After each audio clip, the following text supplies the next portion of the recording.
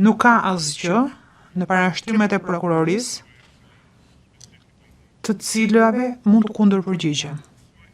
Pavarësisht se më keni dhënë 2 orë e gjysmë për parashtrimet, prokuroria me argumentet dhe pretendimet e veta në përgjigje të argumenteve tona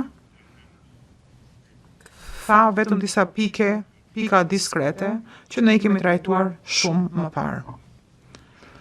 Ta themi troç. Prokurorisë vetë i vjen turp për argumentat e veta kundër zotit Selimi. Nuk mund të dilet në asnjë përfundim tjetër si nga parashtrimet të SHN-s apo dosja e tyre me shkrim.